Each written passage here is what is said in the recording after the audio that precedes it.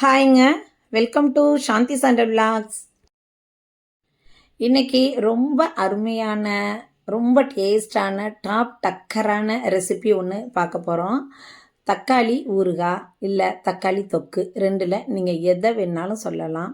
அவ்வளோ ஒரு டேஸ்டான தக்காளி ஊறுகாய் எப்படி பண்ணலாம் அப்படிங்கிறத பற்றின வீடியோ தான் இது. நல்ல டீட்டெயில்டாக நான் சொல்லியிருக்கேன். அதனால் வீடியோவை ஸ்கிப் பண்ணாமல் ஃபுல்லாக பாருங்கள். நிறைய விஷயங்கள் இதில் நான் சொல்லியிருக்கேன். இதை நீங்கள் ஃபாலோ பண்ணினீங்கனாலே அழகான சூப்பரான நல்ல அருமையான தக்காளி தொக்கு ரெடி ஆகிடும். நான் இன்றைக்கி இந்த தக்காளி ஊறுகாய் செய்கிறதுக்கு 2 கிலோ பழுத்த தக்காளி பழமாக வாங்கியிருக்கேன். இதை நல்லா இது மாதிரி வாஷ் பண்ணிடலாம். ஏன்னா தக்காளி வந்து ரொம்ப சீப்பாக கிடைக்கிது. இப்போ 1 கிலோ 10 ரூபா அப்படிங்கிற ரேஞ்சில் கிடைக்கிது. நிறைய போட்டு நம்ம ஃப்ரிட்ஜில் ஸ்டோர் பண்ணி இதை வச்சிட்டோம் அப்படின்னா நமக்கு கவலையே கிடையாதுங்க. எந்த டைம்லலாம் நமக்கு போர் அடிக்குதோ, குழம்பு வைக்கிறதுக்கு போர் அடிக்குதோ அந்த டைம்லலாம் இதை சாதத்தில் போட்டு சாப்பிடவோ, சப்பாத்தி, இட்லி, பூரி, பொங்கல் அனைத்துக்குமே தொட்டுட்டு சாப்பிடலாம். இப்போ தக்காளியை நான் 2 கட் பண்ணி அதில் உள்ள அந்த ஒயிட்டாக இருக்கும் பார்த்திங்களா, அந்த போர்ஷனை கட் பண்ணிட்டேன். இந்த பாருங்கள், இது மாதிரி கட் பண்ணி நான் குக்கரில் தான் வச்சுருக்கேன். குக்கரில் இப்போ 2 கிலோ தக்காளி பழத்துக்கு 100 அல்லது 150 புளி எடுத்துக்கோங்க. புளிப்பு உங்களுக்கு இன்னும் கொஞ்சம் தேவைப்பட்டால் 200 கிராம் கூட நீங்கள் எடுத்துக்கலாம். இது மாதிரி புளியை அதில் உள்ள அந்த நார், கோது எதுவும் இல்லாமல் எல்லாத்தையும் நல்லா க்ளீன் பண்ணி குக்கரில் நம்ம சேர்த்துக்கலாம். இதோட கல் உப்பு தேவையான அளவுக்கு கல் உப்பு நான் சேர்த்துருக்கேன். நீங்கள் பார்த்துட்டு அதுக்கப்புறமா டேஸ்ட்டுக்கு தகுந்தது மாதிரி உப்பு சேர்த்துக்கோங்க. இதை மூடி போட்டு 2 விசில் வச்சிடலாம். தண்ணி சொட்டு கூட விடவே கூடாதுங்க. தண்ணி விடாமலே அது தண்ணி விட்டுரும். பார்த்தீங்களா, இப்போ 2 கிலோ தக்காளியும் தானாகவே தண்ணி அவ்வளோ விட்டுருக்கு பாருங்கள். நான் சொட்டு கூட தண்ணி சேர்க்கவே இல்லை. 2 விசில் வந்த உடனேயே தண்ணி விட்டுடும். ஏன்னா உப்பு தக்காளி பழம் நல்லா ஈஸியாக தண்ணி விட்டு வந்துடும். இப்போ அதை நல்லா ஆற வச்சு எடுத்துக்கலாம். இப்போ அதுக்கு என்னென்ன பொருள் சேர்த்து நம்ம இந்த ஊறுகாய் செய்ய போகிறோம் அப்படிங்கிறத காமிக்கிறேன் பாருங்கள். இப்போ தக்காளியை நல்லா ஆற வச்சிடுங்க. வேக வச்சதை எடுத்து கொட்டி நல்லா அகலமான பாத்திரத்தில் கொட்டி ஆற வச்சிடுங்க. அது அப்படியே இருக்கட்டும்.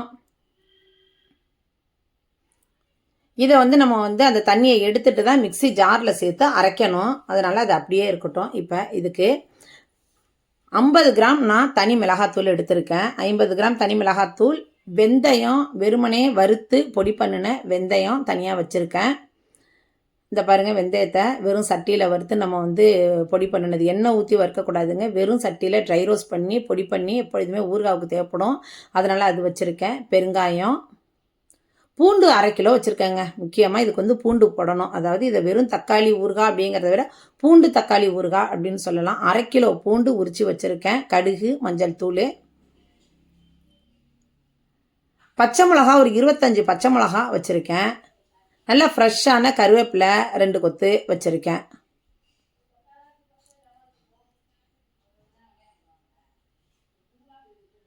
இப்போ பச்சை மிளகாவை நான் உடைக்கிறேன் பார்த்தீங்களா, இது மாதிரி ஒரு பச்சை மிளகாவை 3 பீசஸாக கட் பண்ணி இது மாதிரி உடச்சி வச்சுக்கலாம்.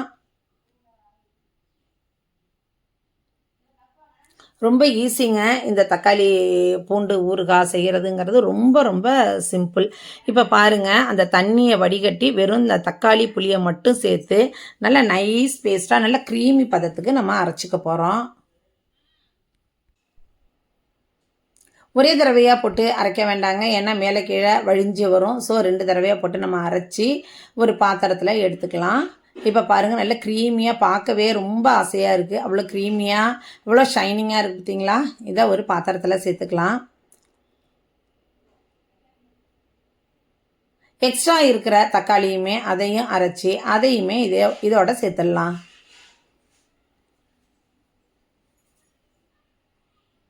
வீடியோவை ஸ்கிப் பண்ணாமல் ஃபுல்லாக பாருங்கப்பா. ரொம்ப ரொம்ப ஈஸியான இந்த தக்காளி ஊறுகாய் நீங்கள் செஞ்சு வச்சு ஃப்ரிட்ஜில் வச்சுட்டிங்க அப்படின்னா மாத கணக்கானாலும் கெட்டே போகாதுங்க.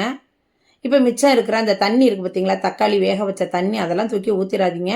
அதை எடுத்து இப்போ அரைச்ச விழுதோட நம்ம மிக்சி ஜாரை கழுவி அதில் சேர்த்துக்கலாம். பாருங்கள், இந்த தண்ணியை இதில் சேர்த்து நல்லா கலந்து விட்டுடலாம். இப்போ மஞ்சள் தூள் நான் ஒரு 4 டீஸ்பூன் அளவுக்கு நான் மஞ்சள் தூள் சேர்த்துருக்கேன். 2 கிலோ தக்காளி பழத்துக்கு நான் மெஷர்மெண்ட்டு சொல்கிறேன்.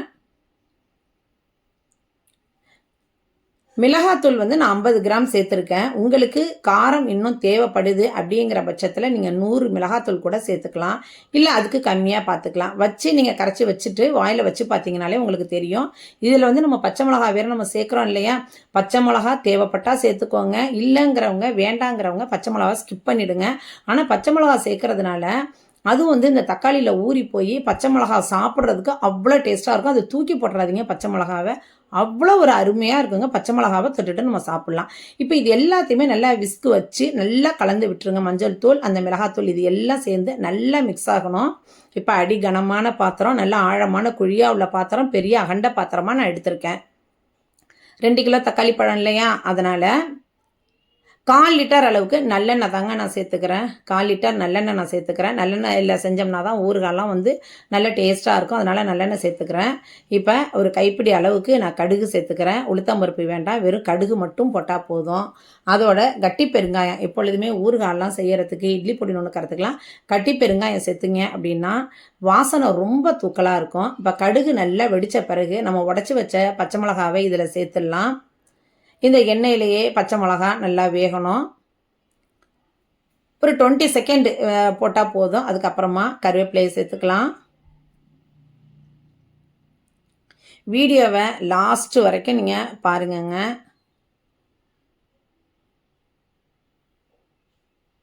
இப்போ இது எல்லாத்தையும் நல்லா கலந்து விட்ட பிறகு நம்ம கரைச்சி வச்ச தக்காளி விழுதை இதில் சேர்த்துக்கலாம்.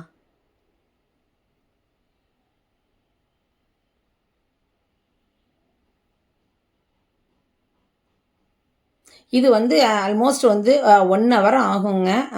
அதாவது குறைச்சலா 45 நிமிஷமாவது ஆகும்.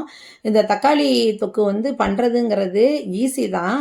ஆனால் அடுப்பு மேடை எல்லாம் வந்து தளதளான்னு கொதித்து ஃபுல்லாக உங்களுக்கு வந்து அந்த இடமெல்லாம் அப்படியே தக்காளியாக இருக்கும். ஸோ மூடி போட்டுடுங்க. நல்லா கலந்து விட்டு மூடி போட்டுடுங்க. அப்பப்போ கைவிடாமல் கிளறிக்கிட்டே இருங்கப்பா. அதுதான் ரொம்ப ரொம்ப முக்கியம் நமக்கு. எந்த ஒரு பொருள் செய்யும் போதுமே நம்ம அலுப்பு பட்டோம் அப்படின்னாலே அது வந்து வீணாக போயிடுங்க. அலுப்பு படாமல் பக்கத்தில் நின்று பொறுமையாக நின்று செஞ்சீங்க அப்படின்னாலே அதோட டேஸ்ட்டு அளவுக்கு அதிகமாக இருக்கும். இப்போ வந்து நீங்கள் வந்து உப்பெல்லாம் டேஸ்ட் பண்ணி பார்த்துக்கோங்க. நம்ம இன்னும் பூண்டு போடவே இல்லைங்க. ஸோ பூண்டு போடாமல் தான் நம்ம இது வரைக்கும் நம்ம பண்ணிகிட்ருக்கோம்.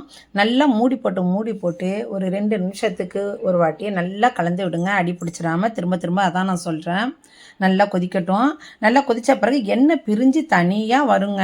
அது நமக்கு தெரியும். நம்ம ஊற்றின அவ்வளோ எண்ணெயும் எல்லாத்தையும் அப்படியே அப்சர்வ் பண்ணிக்கும். அப்சர்வ் பண்ணிக்கிட்டு அதுக்கப்புறம் அந்த எண்ணெயை வந்து வெளியிடும்.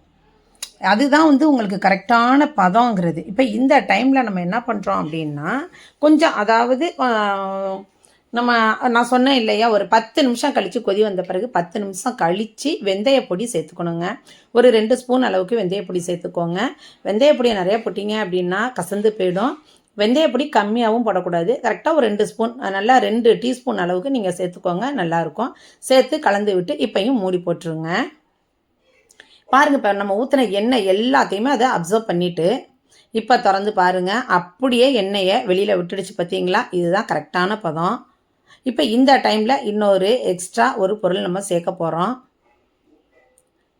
இந்த ஊறுகாவுக்கு அதிகமான டேஸ்ட்டை திரும்ப நமக்கு அப்படி அள்ளி கொடுக்கக்கூடிய அந்த பொருள் என்னன்னு பார்க்கலாமா? இந்த ஊறுகாவோட அந்த பொருளை நம்ம சேர்க்கும்போது அவ்வளோ ஒரு அருமையான சுவையாக நமக்கு கிடைக்குங்க. நான் முன்னாடியே சொன்னது மாதிரி இதை வந்து நீங்கள் சும்மா சைட் டிஷ்ஷாக தொட்டுக்கிறது ஒரு பட்சம், அதோட சாதத்தில் போட்டு சாப்பிடவும் சரி, இட்லி, தோசை, சப்பாத்தி, பூரி இது எல்லாத்துக்குமே வச்சு சாப்பிட்லாம். அந்த பொருள் என்னன்னு பார்த்தீங்கன்னா பூண்டுங்க.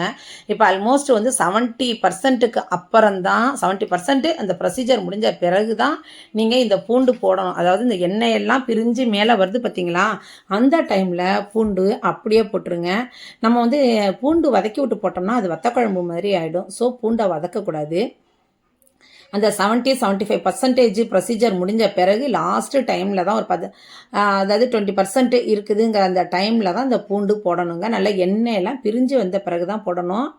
நல்லா ஞாபகத்தில் வச்சுக்கோங்க. இப்போ பூண்டு போட்டு நல்லா கிளறி விட்டு திரும்பவுமே மூடி போட்டுருங்க. திரும்பவுமே நல்லா நமக்கு எண்ணெய் பிரிஞ்சு வரும்.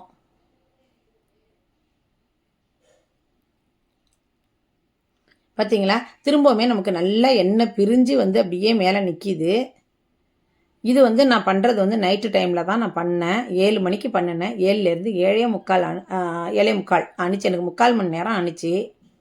நீங்கள் பிகினர்ஸாக இருந்தால் உங்களுக்கு இன்னும் கூட டைமு எக்ஸ்ட்ராவாக ஆகலாம். ஆனால் அதை பற்றி கவலைப்படாதீங்க.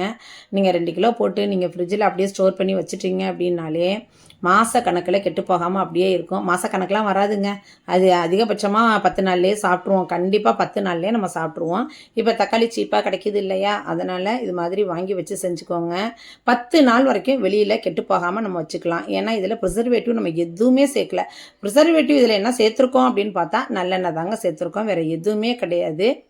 ஸோ 10 நாள் வரைக்கும் நீங்கள் வெளியில் தாராளமாக வைக்கலாம். ஃப்ரிட்ஜில் ஸ்டோர் பண்ணினீங்க அப்படின்னா 3லேருந்து 5 மாதம் வரைக்கும் அப்படியே இருக்கும்.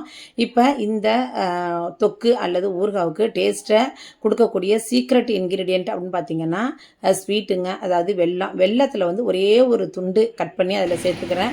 உங்கள்கிட்ட வெல்லம் இல்லை அப்படின்னா ஜீனி கூட நீங்கள் 1 ஸ்பூன் அளவுக்கு சேர்த்துக்கலாம். அது சேர்க்கும் போது தான் இதில் உள்ள புளிப்பு, உப்பு, காரம் இது எல்லாமே தூக்கி எடுத்து கொடுக்கும். அதனால் கண்டிப்பாக இந்த ஊறுகாவில் ஒரு சின்ன துண்டு வெல்லத்தை சேர்த்து நல்லா கலந்து விட்டுருங்க. அவ்வளோதாங்க, சூப்பராக ரெடி ஆகிடுச்சு நம்மளுடைய தக்காளி ஊறுகாய். தக்காளி பூண்டு ஊறுகாய் அல்லது தக்காளி பூண்டு தொக்கு அப்படின்னு சொல்லிக்கலாம். இதுக்கு நீங்கள் எப்படி வேணாலும் பேர் வச்சுக்கோங்க. இதை அப்படியே நல்லா ஃபுல்லாக நைட்டு முழுக்க ஆற விட்டு மறுநாள் காலையில் இதை நான் ஸ்டோர் பண்ணி வச்சுட்டேன். ஃபுல்லாக ஆற விட்டு நல்ல சுத்தமான பாத்திரத்தில் தண்ணி இல்லாத ஏர்டைட் கண்டெய்னர், உங்களுக்கு கிளாஸ் கண்டெய்னர் கிடச்சிதுன்னா கிளாஸில் சேர்த்துக்கோங்க, வச்சுடுங்க. அப்படி இல்லை அப்படின்னா எவர் சில்வரில் சேர்த்துக்கோங்க. அதுவும் இல்லைன்னா நல்ல குவாலிட்டியான பிளாஸ்டிக் பாட்டிலில் சேர்த்து ஸ்டோர் பண்ணி வச்சிடலாங்க. அவ்வளோதான்ப்பா, இன்றைக்கி சூப்பரான இந்த தக்காளி தொக்கு ரெடி ஆகிடுச்சு. இதே மாதிரியே கண்டிப்பாக நீங்கள் செஞ்சு பார்த்துட்டு எப்படி இருந்துச்சு அப்படிங்கிறத மறக்காமல் கமெண்ட் பண்ணுங்கள். அதோட நம்ம சேனலை நீங்கள் புதுசாக பார்க்குறீங்க அப்படின்னா சாந்தி சண்டே விலாக்ஸை சப்ஸ்கிரைப் பண்ணிக்கோங்க. உங்கள் ஃப்ரெண்ட்ஸ் அண்ட் ரிலேட்டிவ்ஸ்க்கு, உங்கள் ஃபேமிலி மெம்பர்ஸ்க்கு எல்லாருக்குமே ஷேர் பண்ணுங்கள். இதே மாதிரி இன்ட்ரெஸ்டிங்கான இன்னொரு வீடியோவில் உங்களை நான் மீட் பண்ணுறேன். பாய்.